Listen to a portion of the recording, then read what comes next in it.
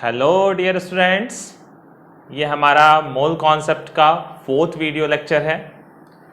Previous 3 video lectures में हमने mole in terms of number, mole in terms of mass and mole in terms of volume वाले topic को cover कर लिया था। एंड प्रीवियस वीडियो लेक्चर में मैंने आपको mole in terms of number, mass, volume इन तीनों के न्यूमेरिकल भी कंबाइनली करा दिए थे। अगर आपने प्रीवियस 3 वीडियो लेक्चर्स नहीं अटेंड किए हैं तो पहले उनको अटेंड कर लीजिए। आज का देखिए टॉपिक हमारा बिल्कुल अलग सा है। आज हम यहाँ पे डिस्कस करने वाले हैं सबसे पहले परसेंटेज कंपोजिशन को, देन आफ्टर हम डिस्कस करेंगे एम्पेरिकल फॉर्मूला एंड मॉलिक्यूलर फॉर्मूले को। ठीक है, तो आज के टॉपिक में ध्यान दीजिएगा। सबसे पहले हम बात करेंगे परसेंटेज कंपोजिशन। ठीक है, हमें फॉर्मूला दिया होगा एक, मॉलिक्यूलर फॉर्मूला दिया होगा एक, और उससे हम परसेंटेज कंपोजिशन कैलकुलेट करेंगे, फिर उसी का रिवर्स भी करेंगे। परसेंटेज कंपोजिशन दिया होगा और उससे हमें एम्पेरिकल एंड मॉलिक्यूलर फॉर्मूलाज को फाइंड आउट करना होगा। तो चलिए सबसे पहले हम अपने टॉपिक पे चलते हैं, परसेंटेज कंपोजिशन पे। ठीक है, आज का हमारा एक न्यू विंडो है परसेंटेज कंपोजिशन का। ठीक है, इसमें देखिए क्या होता है, हमें कोई भी एक मॉलिक्यूलर फॉर्मूला गिवन होगा। ठीक है, कोई भी एक मॉलिक्यूलर फॉर्मूला गिवन होगा, लाइक सपोज करें ग्लूकोज है C6H12O6, उसमें जितने भी एलिमेंट्स प्रेजेंट हैं उनका परसेंट क्या है बाय वेट, है ना, एक तरीके से वेट परसेंट कैलकुलेट करना है। ऐसे यूरिया का फॉर्मूला है तो उसमें भी जितने एलिमेंट्स है, नाइट्रोजन, ठीक है, कार्बन, ऑक्सीजन, हाइड्रोजन, उन सब का भी हमें क्या फाइंड आउट करना है, percent by weight find out करना है। ठीक है, तो मैं एक एग्जांपल से स्टार्ट करता हूं कैसे फाइंड आउट करेंगे परसेंटेज कंपोजिशन को। आइए देखिए समझते हैं। ठीक है, सबसे पहले देखिए मैं अगर एग्जांपल की बात करूं, एग्जांपल से ही मैं एक्सप्लेन करने वाला हूं आपको। एग्जांपल 1 लेते हैं। हमारे पास कहता है find percentage composition of glucose.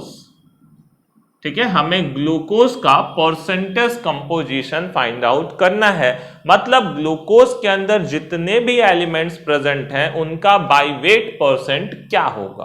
ठीक है, ग्लूकोज का फॉर्मूला हम सबको पता होता है C6H12O6।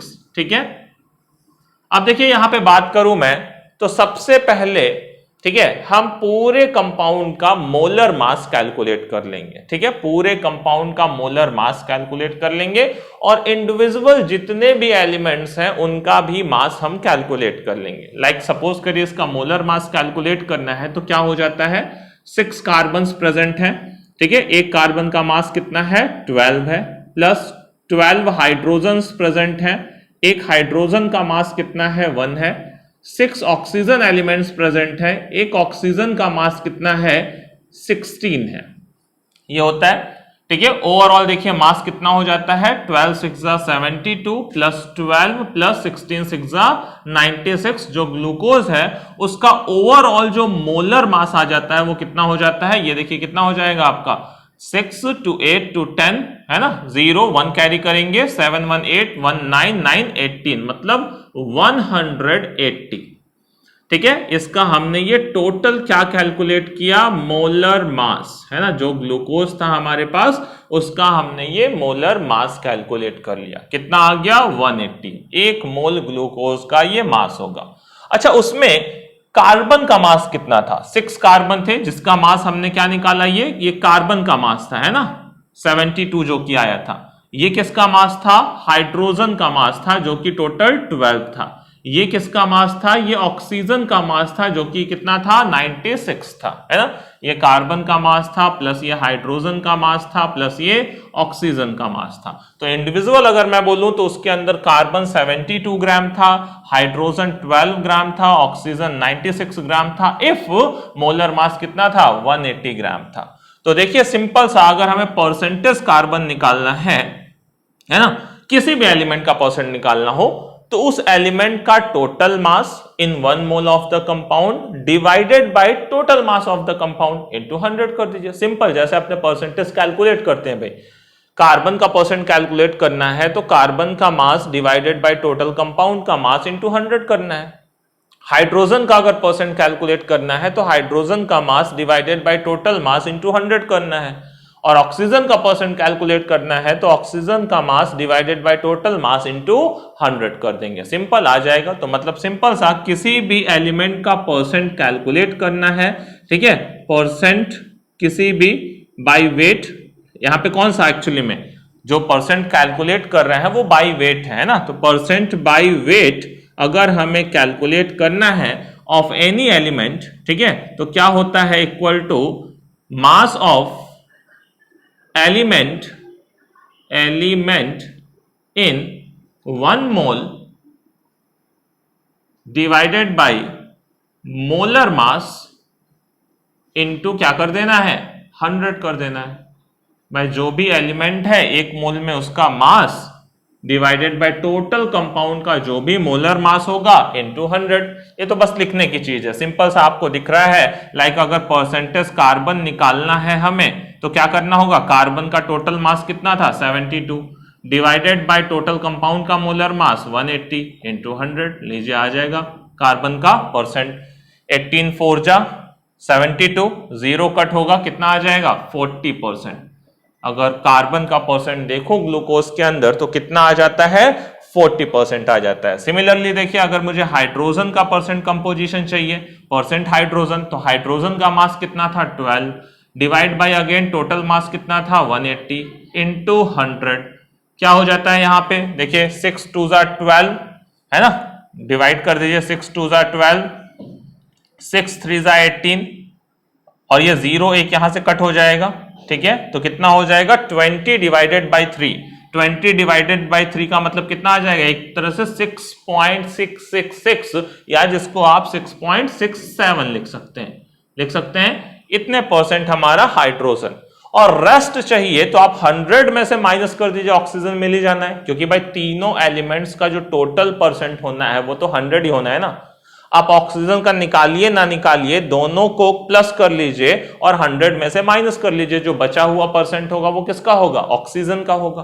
तो देखिए अगर मुझे परसेंट ऑक्सीजन निकालना है कि ऑक्सीजन कितने परसेंट है, तो या तो मैं बाय मेथड निकाल लूं कि ऑक्सीजन का मास कितना था 96 था डिवाइडेड बाय टोटल कितना था 180 था इनटू कितना था 100, ठीक है। तो यहां से भी देखिए हम निकाल सकते हैं, आना वही है। जैसे मैं कहूं कि यहां से देखिए कितना आना चाहिए हमारा 53.37। अब ये कैसे मैं बोल रहा हूं, मैंने जोड़ा इसको 46.67 100 में से माइनस किया तो कितना आ जाएगा 53.333 हो जाएगा, है ना, ताकि 7 3 10 हो जाएगा। क्लियर है। आप डिवाइड करेंगे तो भी उतना आएगा, डिवाइड करेंगे 18 5 90, 6 कैरी करेंगे 18 3 54, है ना, फिर से 6 कैरी करेंगे तो वो आगे 0.3333 चलता जाएगा।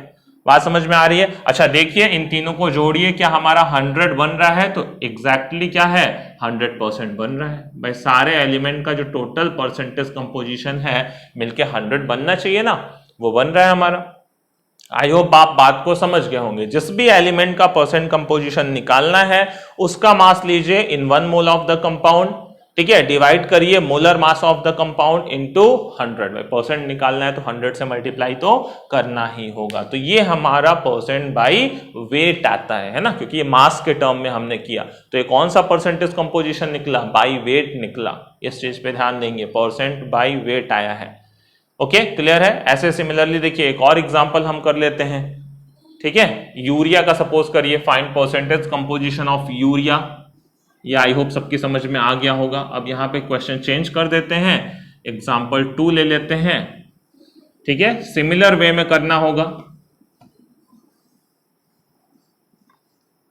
सिमिलर वे में हमें find percentage composition of urea. अब यूरिया का फॉर्मूला सबको आई होप पता हो, NH2CO NH2, है ना, ये आपका यूरिया होता है NH2CONH2। इसका परसेंटेज कंपोजिशन हमें फाइंड आउट करना है। तो सबसे पहले तो इसका पूरा मोलर मास निकाल लेते हैं, मोलर मास, ठीक है। मोलर मास कितना हो जाता है इसका, देखिए 2 नाइट्रोजन है, पहले मैं नाइट्रोजन का लिख लेता हूं, ठीक है। 2 नाइट्रोजन है तो 2 इंटू एक नाइट्रोजन का 14, ये नाइट्रोजन का हो गया, ठीक है, प्लस हाइड्रोजन कितने हैं 4 हैं, है ना, तो हाइड्रोजन का लिख लेता हूं 4 हाइड्रोजन इंटू 1, मैं सबका अलग अलग मास निकाल लेता हूं, प्लस कितने कार्बन है, एक ही कार्बन है, ठीक है, तो कार्बन का कितना होता है भाई 1 इंटू 12, एक ही ऑक्सीजन है, ठीक है। ये फॉर्मूले को भाई मैं थोड़ा ऊपर लिख देता हूं, इधर साइड में जगह चाहिए मेरे को, यूरिया का फॉर्मूला इधर लिख दिया NH2CO NH2, है ना, ये पहला ऑर्गेनिक कंपाउंड था जो लैब में सिंथेसाइज किया गया था, सबने 10th में पढ़ा होगा, ठीक है। ऐसे ही सिमिलर ऑक्सीजन का मैं देखूं तो ऑक्सीजन का कितना है, एक ही ऑक्सीजन है इंटू 16, क्लियर है। ओवरऑल जोड़ लीजिए सबको, नाइट्रोजन का मास यहाँ 28 है, 4 हाइड्रोजन हो गया 4, एक carbon 12 plus 16, overall molar mass कितना आ जाता है आपका 28 4 32 32 एंड 12 44 44 प्लस 16 60 आ जाएगा, मोलर मास 60। वैसे भी कर लीजिए 8 4 12 12 2 14 14 एंड 6 22 कैरी करेंगे 2 1 3 1 4 2 6, ओवरऑल यूरिया का जो मोलर मास आता है वो आता है कितना 60 आ जाता है, ओके। अब देखिए हमें किसका परसेंट निकालना है, परसेंट सपोज करिए नाइट्रोजन निकालना है, तो परसेंट नाइट्रोजन क्या हो जाता है, नाइट्रोजन का मास कितना था 28 डिवाइडेड बाय टोटल यूरिया का मास कितना था 60 इंटू 100, लीजिए आ जाएगा परसेंट नाइट्रोजन, बात समझ रहे हैं। ऐसे ही परसेंट हाइड्रोजन निकालना है तो क्या करना पड़ेगा, हाइड्रोजन का mass divided by total mass into 100, ये लीजिए हाइड्रोजन का परसेंट आ जाएगा। परसेंट हमें कार्बन कैलकुलेट करना है तो क्या हो जाएगा, परसेंट कार्बन, कार्बन का वेट 12 डिवाइडेड बाय कितना है हमारे पास टोटल 60 इंटू 100, ये आ जाएगा आपका कार्बन का परसेंट। सिमिलरली परसेंट ऑक्सीजन, सबको जोड़ के 100 में से माइनस कर दीजिए या तो निकाल लीजिए, क्या हो जाएगा हमारा हाइड्रोजन ऑक्सीजन का, ठीक है 16 डिवाइडेड बाय 16 ही था 60 इंटू 100, क्लियर है। तो यहां से आपके इन सब के परसेंटेज कंपोजिशन आ जाएंगे, मैं कैलकुलेट नहीं कर रहा हूं, ये आपके लिए छोड़ रहा हूं, बट सबको लास्ट में सम करेंगे तो 99.999% आना चाहिए या 100%, क्योंकि भाई वो एक डिजिट आपका थोड़ा सा आगे पीछे पॉइंट में होगा ना, कोई 0.33 आएगा, कोई 0.66 आएगा, तो एग्जैक्टली बाद में 100 नहीं आएगा, या तो आप किसी को आगे पीछे करेंगे तो 100 बन जाएगा, बट 99.999 ऐसा तो आना चाहिए, मतलब अप्रोक्सीमेटली 100% आपका सबका जो समेशन है वो मिलके बनना चाहिए, ठीक है। मैंने कैलकुलेशन नहीं किया है, वो आप यहाँ पे मल्टीप्लाई डिवाइड करके लिख सकते हो, बाद में चेक करने के लिए सबको जोड़ के देख लो, ठीक है। 99.99 या 100% बनना चाहिए, क्लियर है। आई होप ये परसेंटेज कंपोजिशन वाला कॉन्सेप्ट सबको क्लियर हो गया होगा, ठीक है। अब देखिए इसी का उल्टा हमें करना होगा, इसी का उल्टा क्या करना होगा, अब हमें क्वेश्चन में परसेंटेज कंपोजिशन दिया होगा और हमें मॉलिक्यूलर फॉर्मूला निकालना होगा। अभी तक हमने क्या किया, मॉलिक्यूलर फॉर्मूला दिया था उससे परसेंटेज कंपोजिशन निकाला, बट अब इसी का रिवर्स करेंगे। रिवर्स में क्या, अब हमें ऐसे परसेंट दे देगा कि भाई एक ऑर्गेनिक कंपाउंड है या एक कोई भी कंपाउंड है जिसके अंदर इतने परसेंट कार्बन, इतने परसेंट हाइड्रोजन, इतने परसेंट ऑक्सीजन है, तो बता दो उस कंपाउंड का मॉलिक्यूलर फॉर्मूला क्या रहा होगा। मतलब अब हम इसी प्रोसेस को क्या करने वाले हैं, रिवर्स करने वाले हैं, क्लियर, बात समझ रहे हैं। तो देखिए सबसे पहले हम समझते हैं कि molecular formula and empirical formulas क्या होते हैं। यहां पे हमें दो तरह के फॉर्मूलाज डिराइव करने होंगे। सबसे पहले एम्पेरिकल फॉर्मूला डिराइव करेंगे, उसके बाद उसकी हेल्प से हम मॉलिक्यूलर फॉर्मूला डिराइव करेंगे, ठीक है। तो पहले इन दो फॉर्मूलाज में डिफरेंस क्या होता है, एम्पेरिकल फॉर्मूला क्या होता है, मॉलिक्यूलर फॉर्मूला क्या होता है, पहले हम उसको समझ लेते हैं, ठीक है। चलिए देखते हैं सबसे पहले इन फॉर्मूलाज के बारे में, ये क्या डिनोट करते हैं। एम्पेरिकल फॉर्मूला क्या डिनोट करता है और मॉलिक्यूलर फॉर्मूला क्या डिनोट करता है, ठीक है। जैसे मैं देखिए सीधा आपको एग्जांपल से यहां पे भी समझाता हूं। मेरे पास सपोज करिए ग्लूकोज है और ग्लूकोज का मुझे लिखना है molecular formula, molecular formula and empirical formula,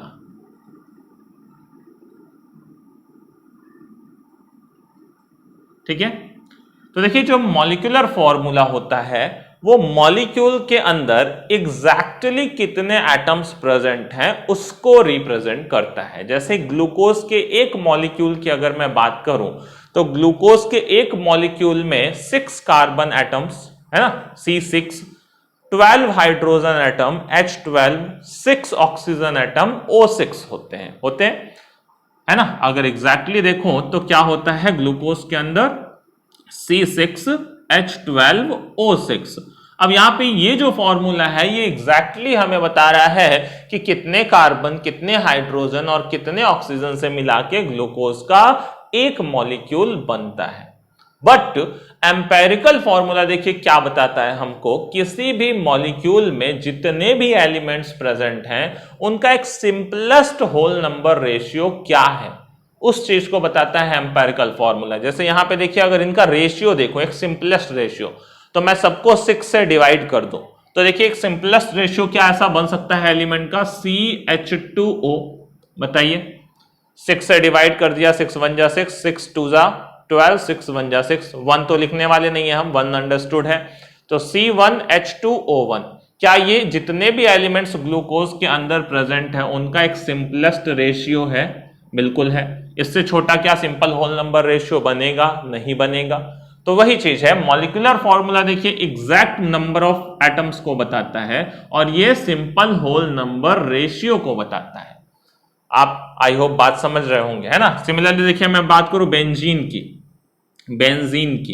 तो बेंजीन का देखिए मॉलिक्यूलर फॉर्मूला C6H6 होता है क्योंकि 6 कार्बन एंड 6 हाइड्रोजन से मिला के बेंजीन बनता है। बट इसमें भी देखिए अगर सिंपलेस्ट रेशियो ढूंढने जाऊं तो CH हो जाएगा इसका एम्पेरिकल फॉर्मूला, C1H1, 6 से अगेन डिवाइड कर दिया।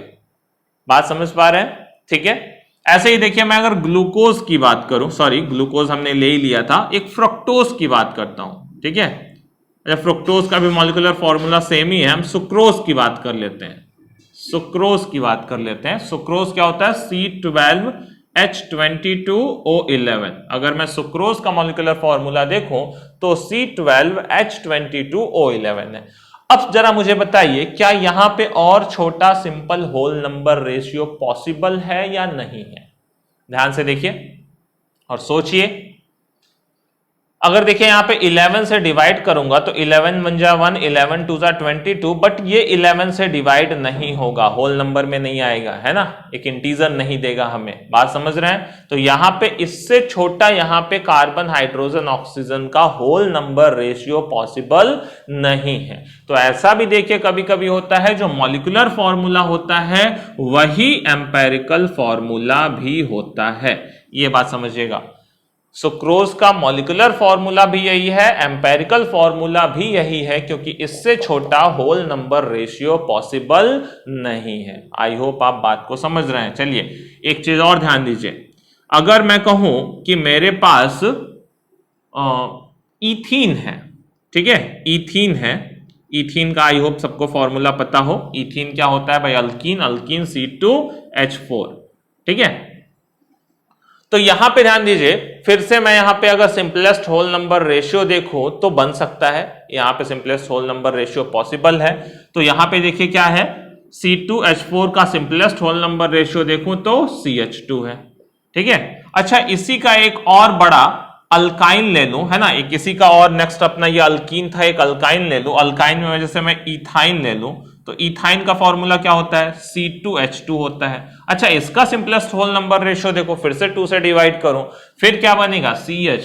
अच्छा, ये ध्यान दीजिए यहां पे इसका भी एम्पेरिकल फॉर्मूला CH, इसका भी एम्पेरिकल फॉर्मूला CH। ये ध्यान दे रहे हैं, दो अलग अलग मॉलिक्यूलर फॉर्मूलाज के एम्पेरिकल फॉर्मूलाज सेम भी हो सकते हैं, क्योंकि देखिए एम्पेरिकल फॉर्मूला तो सिंपलेस्ट रेशियो को बता रहा है ना।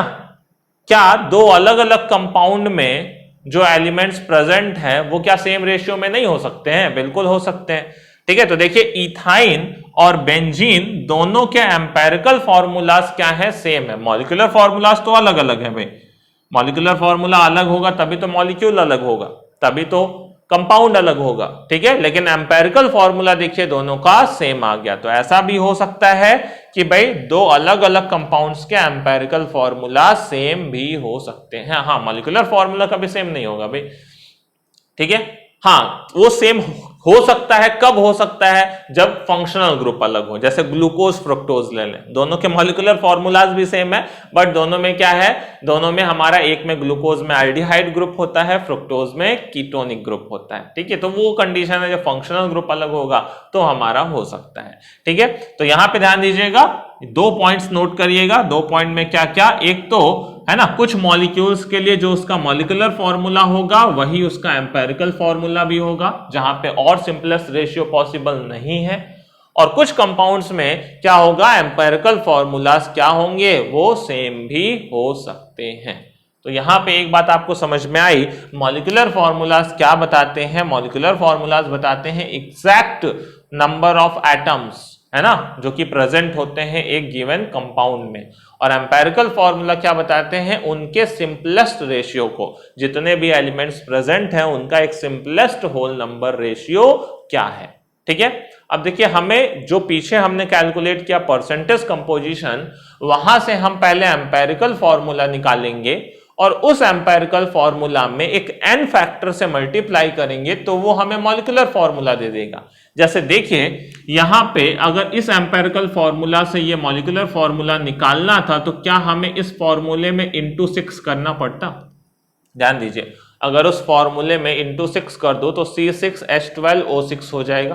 तो मतलब यहां के लिए ये n की वैल्यू है, ठीक है। यहां पे भी देखिए, अगर n की वैल्यू मैं इंटू 6 कर दूं तो ये CH से क्या बन जाएगा, C6H6। यहां पे n की वैल्यू 6 है, यहां पे n की वैल्यू 1 ही है, यहां पे n की वैल्यू 2 है, यहां पे n की वैल्यू 2 है। बात समझ पा रहे हैं। तो जब हम गिवन परसेंटेज से एम्पेरिकल फॉर्मूला निकालेंगे, फिर उसमें n से मल्टीप्लाई करेंगे तो ये मॉलिक्यूलर फॉर्मूला आ जाएगा। अब ये n पता कैसे करेंगे, पहले वो हम देख लें कि भाई ये n कैसे पता चलेगा। हम जब एम्पेरिकल फॉर्मूला निकाल लेंगे, कैसे निकालेंगे वो भी अभी बताते हैं।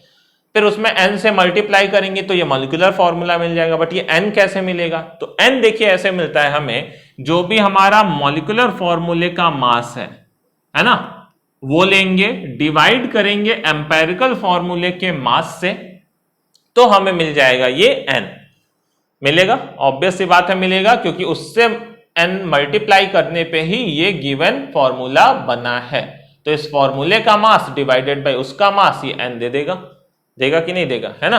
तो यहां पे देखिए हम सीधा n की वैल्यू, ये जो n हमने लिखा वो n की वैल्यू क्या होती है, या सीधा मैं बोलूं कि मॉलिक्यूलर फॉर्मूला और एम्पेरिकल फॉर्मूला में क्या रिलेशन होता है। तो मॉलिक्यूलर फॉर्मूला जो होता है, मॉलिक्यूलर फॉर्मूला जो होता है वो होता है n into empirical formula, empirical formula, ठीक है। अगर मैं एम्पेरिकल फॉर्मूला ले लूं और उसमें एक पर्टिकुलर n की वैल्यू से मल्टीप्लाई कर दूं तो मुझे क्या मिल जाने वाला है, मॉलिक्यूलर फॉर्मूला मिल जाने वाला है। और ये n निकालते कैसे हैं उसके लिए समझ लीजिए, अगर हमें ये n को कैलकुलेट करना है तो क्या करना पड़ेगा, जो भी हमारा मॉलिक्यूलर फॉर्मूले का वेट है, वेट ऑफ या मास ऑफ मॉलिक्यूलर फॉर्मूला,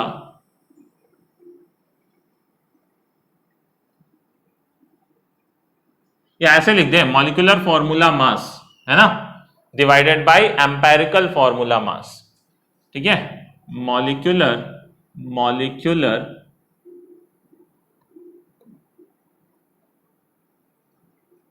फॉर्मूले का जो मास है डिवाइडेड बाय एम्पेरिकल फॉर्मूले का जो मास है, एम्पेरिकल फॉर्मूला मास, यहां से आपको मिल जाएगा n की वैल्यू। अब एम्पेरिकल फॉर्मूला एक्चुअली हमने कैलकुलेट किया होगा और मॉलिक्यूलर फॉर्मूला ये हमें क्वेश्चन में गिवन होता है। मॉलिक्यूलर फॉर्मूले का जो मास है ये will be given in question, ये क्वेश्चन से मिलेगा हमें, ठीक है, गिवन इन क्वेश्चन, ये क्वेश्चन में दिया होना चाहिए भाई, ठीक है। और जो एम्पेरिकल फॉर्मूले का मास है ये हम फाइंड करेंगे, ये फाइंड करेंगे, फाइंड आउट, ठीक है, तो ये देखिए कैसे फाइंड करेंगे उसको हम सीखने वाले हैं। सबसे पहले हम यहाँ पे सीखने वाले हैं कि एम्पेरिकल फॉर्मूले को कैसे कैलकुलेट करते हैं, देन आफ्टर उस एम्पेरिकल फॉर्मूले से मॉलिक्यूलर फॉर्मूला कैसे निकालते हैं।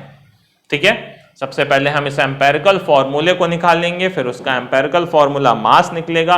कभी कभी एग्जाम में केवल इतना पूछ लेता है कि भाई ये परसेंटेज गिवन है, बता दो उससे एम्पेरिकल फॉर्मूला कैसे निकालेंगे और कितना आएगा। ठीक है, या अदरवाइज हमें मॉलिक्यूलर फॉर्मूला भी अगर पूछता है तो फिर हमें मॉलिक्यूलर फॉर्मूले का मास गिवन होना चाहिए, मतलब मॉलिक्यूलर वेट हमें गिवन होना चाहिए। ठीक है, क्लियर है। तो ये सारी बातें अब हम एक्चुअली में इस लेक्चर में कवर नहीं करने वाले हैं, ये सारी बातें हम करने वाले हैं नेक्स्ट वीडियो लेक्चर में। तो उसमें मैं क्या लूंगा, एक परसेंटेज कंपोजिशन लूंगा, उससे पहले एम्पेरिकल फॉर्मूले का डेरिवेशन करूंगा, फिर उससे मॉलिक्यूलर फॉर्मूले का डेरिवेशन करूंगा। ठीक है, क्लियर है। तो मिलते हैं नेक्स्ट वीडियो लेक्चर में, तब तक पढ़ते रहिए। All the very best.